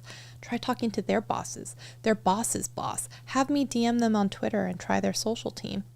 Yikes. If after all avenues are exhausted, you are left with a no, that doesn't mean don't try the other Dollar Trees, because the managers of those could be huge fans and willing to bend the rules. Basically, what I'm trying to convey is that what we call pushing through no. Don't just stop because one person told you no. Stop when all conceivable options are exhausted. This is one of my many tools that, when combined, drastically improve your probability of success when producing here. I understand that that's the whole creativity, but like now we're using power, influence, and notoriety, reputation, all that stuff to like get someone to bend the rules for you. Interesting. Okay. Work on multiple videos every day. There should be a space in every day, because if it's every day all one, then it's like mundane. It's like it's the everyday hair, right? But if we're talking about something being an individual occurrences in a row, then there should be every space day. Anyways, again, this is not the least of his problems. Please do not come in and only work on one video during a work day. That's how you fall behind on future videos and create a nasty cycle that I'm trying to stop. If you drop everything and you go all in on a video for 3 days, then that's 3 days. Your other videos will fall behind, and eventually you'll have to drop other videos to focus on those videos, and it will snowball into you can't do anything but focus on what's right in front of you because you murdered any lead time you had. That is a very long run-on sentence. I think y'all get the point. So if you ever only work on one video during a day, you failed as a MrBeast employee that day. Did you? Because what if it's supposed to be your prios and you're working on your critical? Anyways, be able to hold a camera. Obviously, everyone has their roles in the company, and to be honest, if you can consistently lead and produce videos for me with a 90% success rate, I don't care. If you piss in the sink every day, I'll still love you. But having said that, it'd be nice if at some point you got training on our style of holding a camera. When we do a big shoot, not local, it'd be nice to not have to bring, I don't know, where are the commas, 10 million production people and 1 million camera people. If, for example, there are only a few scenes that need a couple extra cameramen, I'd love for us not to have to fly, house, transport, and baby more cameramen than we could just have a few people from production or creative helping for those overflow scenes, because typically the more cameramen we have filming, the less important each shot becomes. 1 out of 10 is good, 10 out of 10 is bad. YouTube has a feature that compares the newest upload performance to the previous 9 videos and tells you how the views rank in the first hour, 2 hours, 3 hours, 4 hours, etc. This is what it looks like. Look at these numbers, yo. 198 million, 73 million, 57 million in the wow. Look at these. I just can't imagine ever having that many views on a video. So if you hear someone asking what a video was out of 10, this is what they're asking for. Random things you should, I thought we were still in random things you should know, but I'm almost done with this chapter, and then we can move on to creative. But before we do, I still have tons of notes about producing content that I really can't break into other sections, so I want to rapid fire them here for you. At least hear them once before starting your journey. Do not leave contestants waiting in the sun, ideally waiting in generally, for more than 3 hours. So if it's 2 hours and 50 minutes, okay. Over 3 hours, not okay. Squid Games, it cost us $500,000, and Boys versus Girls, it got a lot of people out. Ask James to know more. That doesn't even make sense. Ask James. I will ask James. That sentence doesn't even make sense to me. Spectacles are videos that only MrBeast channel can do. Not every video should be a spectacle, and we realize these videos are hard, but that's the point. I agree with that, because remember, we've got all of these things that sometimes we have ones that are audience centric. We've got ones that are about this journey, you know, and this pivotal, like, epic bucket list type thing, like spectacles. That makes sense. I hate having tons of people on set. If someone is necessary, then that's fine. But if not, kick them off set or go have them watch from behind a monitor. Create an environment where the contestants also feel natural. I'd rather you be honest with each other than nice to each other. Could we be both? Maybe both? Do not talk down to talent or do anything to make them feel like shit. I need them to be happy and in good moods, and those boys are special to me. Ideally, most talks with talent, Chris, Carl, Chandler, Nolan, go through me, Allie, or Tyler to avoid confusion amongst them. Me like simple. The simpler, the better. Apply with a grain of salt. You know what, though? I don't know if that's true when he says I like simple, because he said if you're going to come at me with a question, you better have done a lot of research, and the question itself is complicated because of all of the research behind it, but the answer that you're looking for is simple. So I guess you're saying simplicity in the way that they present it to you, but it's not simple in the way that they got to that thing. I digress. We pivot a lot. Be ready to have everything flipped on its head at a moment's notice, LOL. Again, it's one of those like, ha ha ha, I could change everything and just go with it. I want money to be shown on camera, ideally. If you're spending about $10,000 on something and it won't be shown on camera, seriously think about it. See, now that starts to pull into question where some people are a little bit upset that he like gives these gifts or does these things or charitable type things, but only if the camera is rolling. And I'm not saying he doesn't donate otherwise. And I feel like he's done a lot of good when it's like building wells, you know, or like giving houses to people. Everything with Team Seas and Team Trees. I mean, there's a net positive that he's doing for the world and whatnot. And I understand that you have to have spectacle to be able to film a lot of those endeavors. But it's interesting to say if you're spending over $10,000, it needs to be on camera. Okay, work with intensity. Push outwards, not inwards. Pull all-nighters weeks before the shoot so you don't have to do days before the shoot. He wants people to work a lot. If something goes wrong on shoot, always check to see if it can be made into content.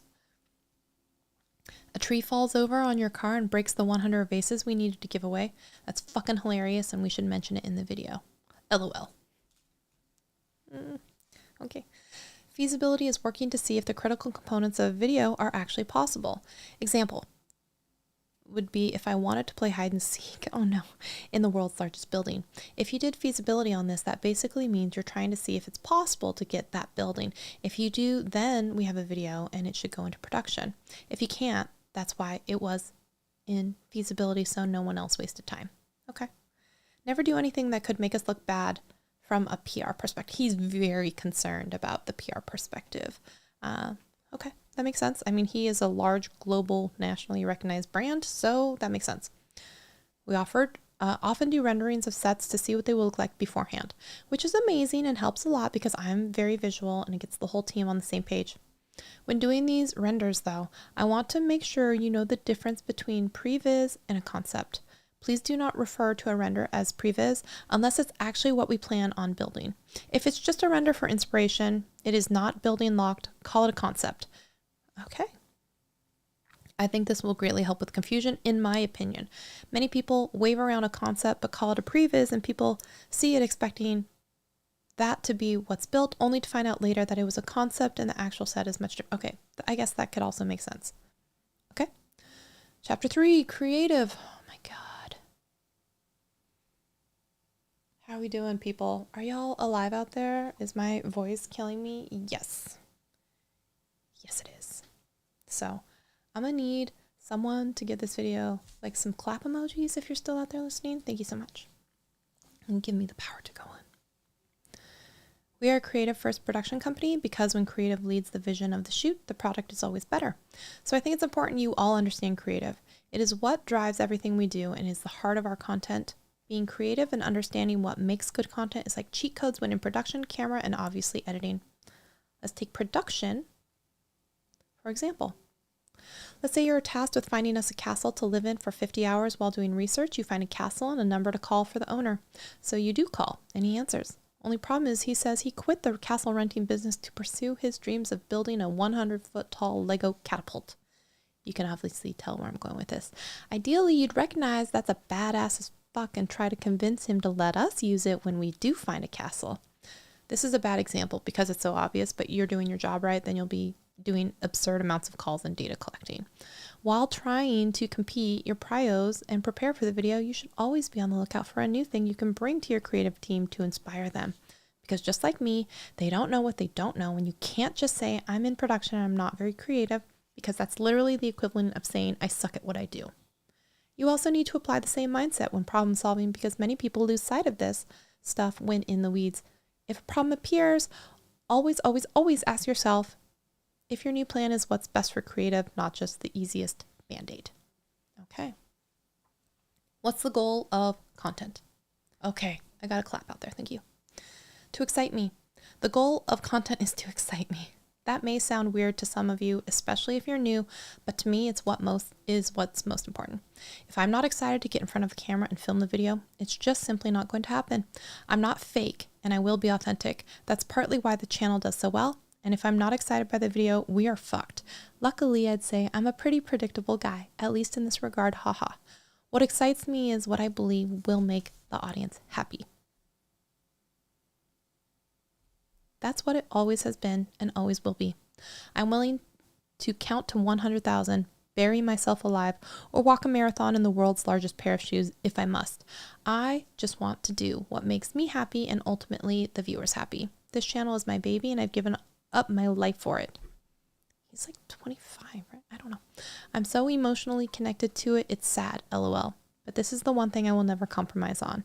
I have zero issues throwing away a multi-million-dollar video if I don't think it's up to my standards and if it's not good for my audience.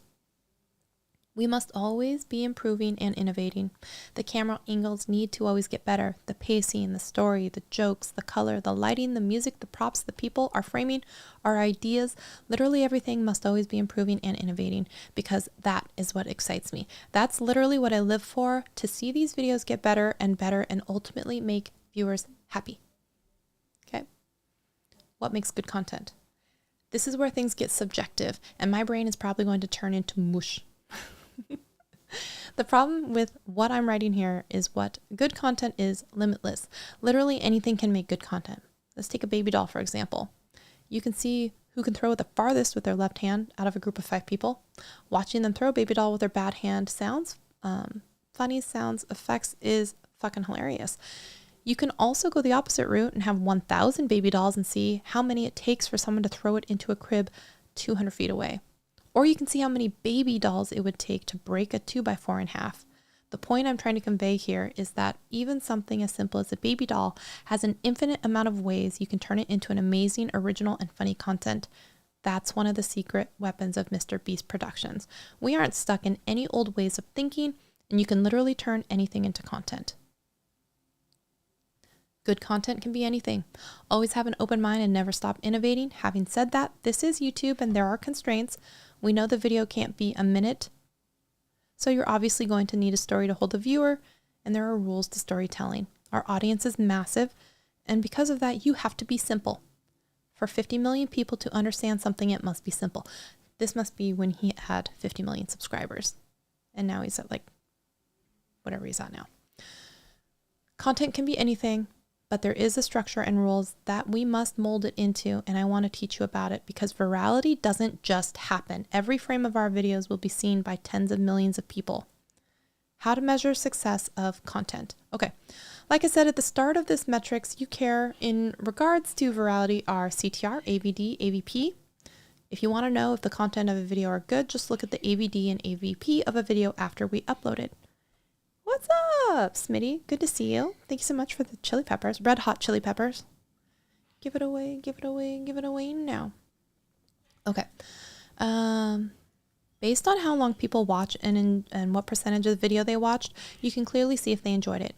To show this in action, below is the retention data for 2 separate videos of an almost identical length from the channel. All AVD and AVP data I share will be first day data to make it apples to apples. And if you don't know what this means, that's okay. It's mostly in case Mario gets his hands on this Mario juice. I don't know which Mario he's talking about. One video has 120 million views, the other has 45 million. Look at these retention numbers and see if you can pick up which one got triple the views. Here we go. 40%. I'm gonna have to go with the second one. The answer is the lower image. Oh, did you all get to see it? The 2. You can see at the 40% mark. At one, you see this like hopefully you can see it, but at the very beginning, it looks like it's a nice little drop off, and then it like hovers around the 40% mark for most of the video. And this one, in the bottom one, it has like these bumpies that go up and down. So obviously people are like rewinding and coming back. And then they're also like, it's not a very big strategic or like slope of a drop off until like the very, very end there. So even though at the end of the video, it's still probably somewhere around like, I don't know, like 20-ish. It took a, like, it was like the immediate payoff, and then like people were done with the video. But you see what I mean? Like the video was still having like more bumps that go higher. Hopefully y'all can see that. Give me a thumbs up if you kind of see that. Okay. People on average watch this video a minute and 38 seconds longer than the other video on the same length. Of course, it got triple the views. It's clear as day for YouTube that people like this video much more. For your videos to do well, you must get the AVD and AVP as high as possible. The longer people watch, the better a video will do. That is why I'm such a stickler about every second of content. Hook people at the start of the video, transition them into something amazing as a story that they're invested in, have 0 dull moments, and then have a satisfying payoff at the end of the video with an abrupt ending. You said with an abrupt ending. Yep. How we doing out there, people? You still okay? I'm still okay. It would be cool to get at least to 10 thumbs up, because I'd like to get to double thumbs up if I'm going to be doing this for 2 hours. Okay. Thank you so much. Appreciate you.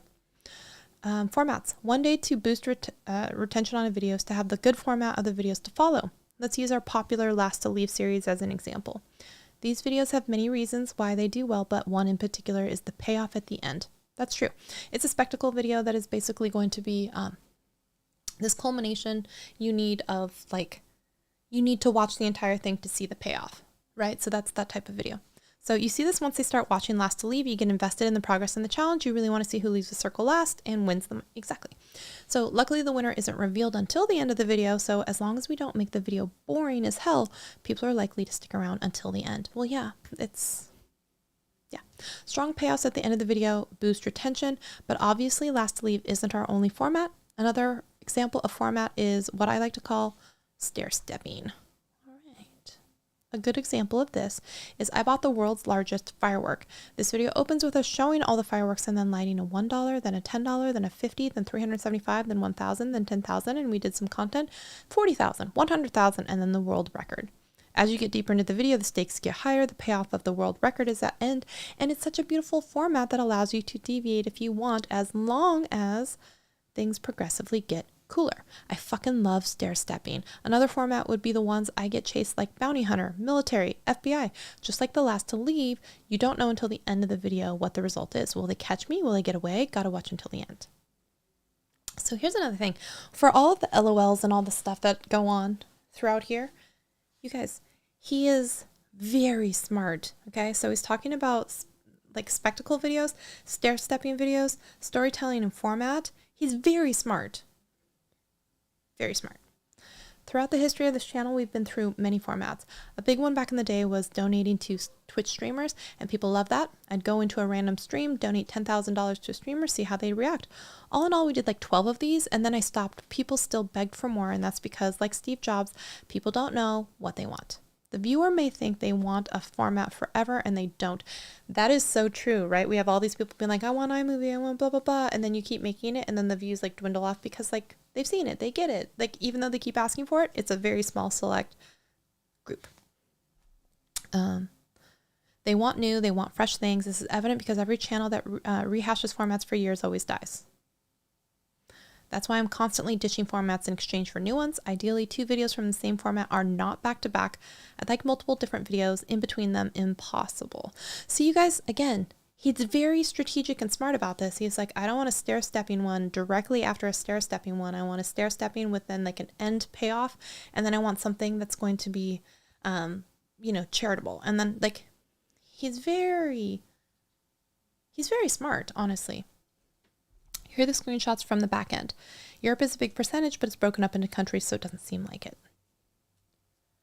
Okay, age and gender. And I don't know when this was, but I'm surprised that it's even that high in females. Our content is consumed by everyone at this point. Kids watch the videos with their mom. I believe it because they want to make sure that their kid's not watching something where someone's getting their fingers blown off.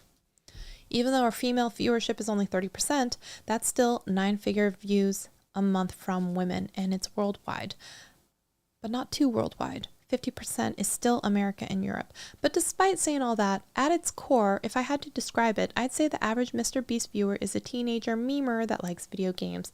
He knows exactly who his audience is. He makes content that they want to see.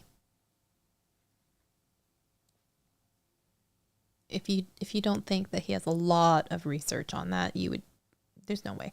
Knowing how much he's already invested into like the strategy, the consultants, how well he explained all of those different metrics, there's no way. He knows. You should watch our videos. If going to be working at the Beast brand, you should be a fan of the Beast brand. A lot of very valuable knowledge comes with watching vast amounts of our videos. I feel silly for having to write this, but all the time I talk to new people that have seen at most 5 or 6 videos, and it's mind-blowing that they don't see a problem with that, LOL. I get that, because especially if you have to stay true to a brand, a voice, a culture of a type of format, you have to know. You have to do your homework. You have to know. Probably not to the obsessive amount that he's looking for with like every second breakdown, the minute 1 through 3, the 3 through 6, the like what happened with lighting.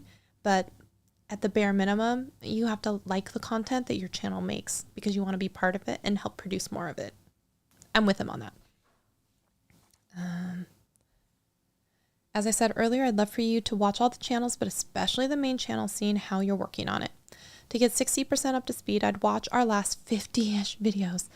50-ish videos at 13 minutes a piece or something like that, some more, some less. That's still a lot of, what is that? It's a lot. Well, let's say, so 4-ish. So it's going to be at least 4, it's a lot, 40. Yeah. If you're a monster and really want to understand the history of the company and the innovations we've been through, I'd recommend you watch every video back until you hit the 10 million subscriber special. Anything before that is a waste of time, in my opinion. If you've seen every video we've ever made since 10 million, then you will have a lot of context and information others don't, and it will make you that much, much, much more valuable. Yeah. Okay. If you watch a lot of YouTube, you'll probably notice that when someone does a brand deal, it's boring and sounds like they're reading a script. True. We take a different approach to our brand deals. We like to integrate them into the content so it doesn't nuke our retention and boost conversion. That's smart.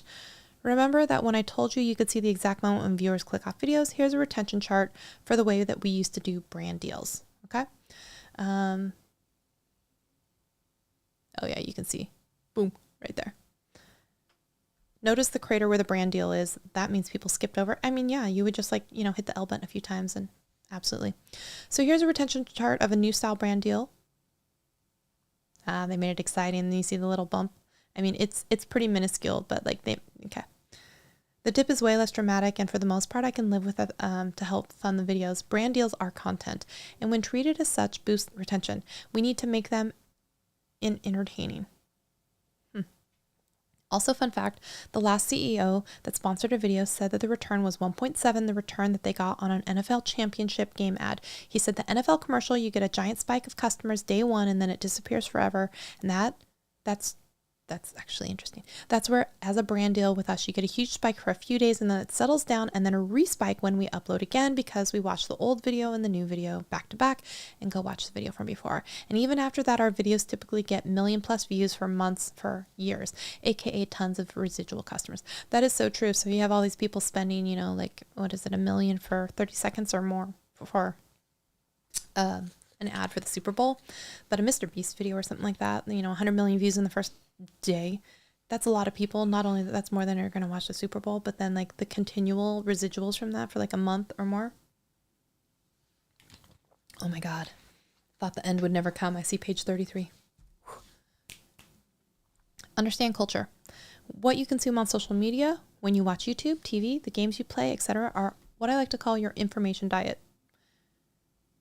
Chris Tyson, our first subscriber and the guy in our videos, is a wonderful example of an information diet being used to perfection. The dude is funny as fuck. I've never met anyone in my entire life that can make people laugh like he can, and I never understood why he was so good at it until I lived with him for a few years. This dude watches an obscene amount of cartoons and stupid shit. His eyeballs exist to inhale copious amounts of just goofy, dumb, brain-numbing content, and as a result, he can quote any and almost line from any episode of SpongeBob. He is able to draw from so much stupid shit in his... This is an employee manual, y'all. Employee manual. To make jokes and be quirky. As a result, he is fucking hilarious. But let's imagine a different Chris. Let's say instead of cartoons and stupid shit, his information diet was stocks and investing advice. And for 5 years, that's all he consumed. Do you think he'd be just as funny as he currently is? No. He, in my opinion, wouldn't even be 20% as funny. I don't know if I need to like quantify how funny my friend would be based on what they would be watching, but interesting statistic. He, in my opinion, wouldn't even be 20% as funny. If you're a writer or director, you really need to monitor and perfect your information diet. If your diet is not correct, you won't have a good pulse on culture. I don't want you to be a Chris. In fact, I think that would probably do you harm. Talent needs to inhale cartoons so they can be funny. Writers need to inhale inspiration. Let's say there is a purple fruit in the middle of Australia that when you eat makes you 2 feet taller. If it truly did exist, you wouldn't have known that until just right now. But now that you know it, you can draw on it for inspiration for every piece of content you write going forward. That's beautiful. It can now sit in the back of your mind waiting for that one video where it's needed. It might take 100 videos or 10 videos, but eventually you'll be brainstorming a bit and think of the right one to use that fruit for. Apply this to everything on your fucking planet. You can't get inspired by things you don't know exist. So how do you learn more about what's out there in the world? How do you stay up to date on the latest memes? How do you know what's going on with celebrities? What's trending on YouTube? What other creators are doing? What's popping on TikTok? Your information diet. Consume things on a daily basis that help you write better content. Although make sure you delete Instagram. What was it? No, you delete Hulu and Netflix. Except for that. That's not included in your information diet. It's okay for the boys to be childish. If talent wants to draw a dick on the whiteboard in the video or do something stupid, let them. Assuming they know all the risks and aren't missing context on why it's not safe, people like them when we are in our natural element of stupidity. Really, do everything you can to empower the boys when filming and help them make content. Help them be idiots. We don't fake things. Make sure to prep contestants and try to create an environment where they feel comfortable talking.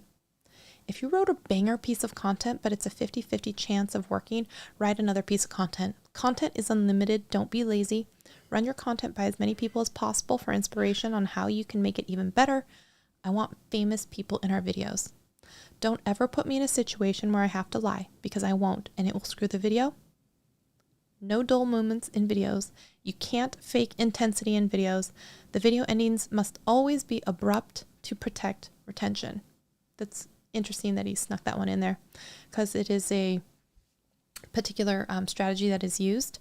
But anyways, this isn't really a creative thing, but in general, when on set, be attentive and engaged. Filming days are stressful enough, so be useful, please. Maybe pick up a camera. You never know. Okay, we're on the last couple pages here. Johnny Bean's in the house. Hello. Chapter 4, your career.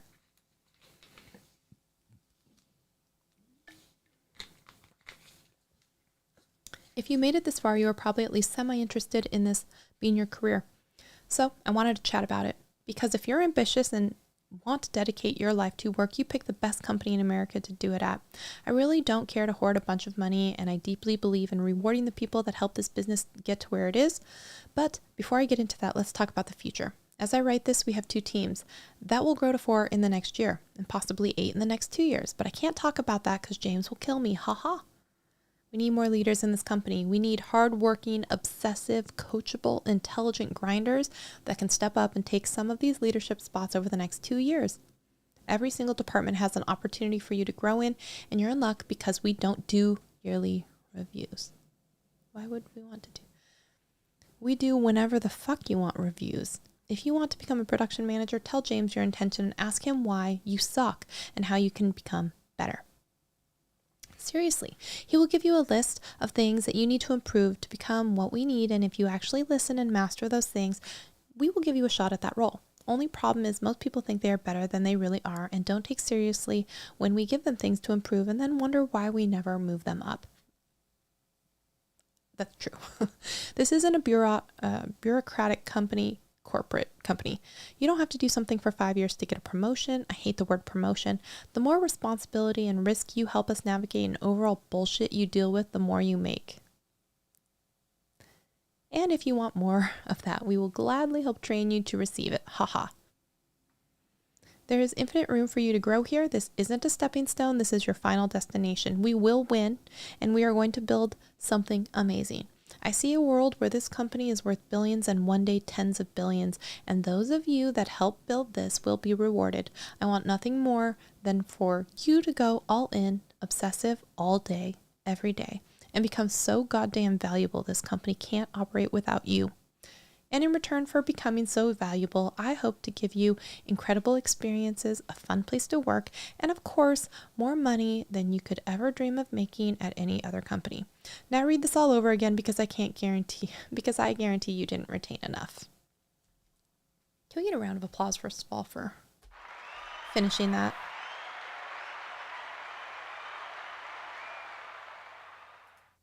Anyways, that was the MrBeast document that was floating around. So now, even though it has been taken down from the websites and stuff where people have previously listed them, like Rosanna, at least now you've seen it in its entirety rolling down the screen. Let me know your thoughts down below on what you think about this. I think it does speak to a certain kind of culture that is being perpetuated there, and it's interesting because I feel like this could be not quite an official document, but the way that they did it was an official document. So I understand a lot of what he's saying and where he's coming from. I think I don't think that legalities and HR appropriateness is probably in his wheelhouse as much as some other professionals would be able to bumper lane him along. And I understand writing a whole bunch of things like this, but I hope to goodness that they have some more official documents from an actual team. And this is like an accompaniment, a guide, if you like, not quite a book, but like your workbook to go along with the official other. That's just where I kind of stand with that. Anyways, interesting to read some of the opinions. I would love to hear yours, but for now, I need to go have dinner. My throat is killing me, and I don't know if I'm going to be able to speak later. But anyways, I appreciate you all for hanging out with me. Thank you so much, and I'll see you in a video very soon. Bye, y'all.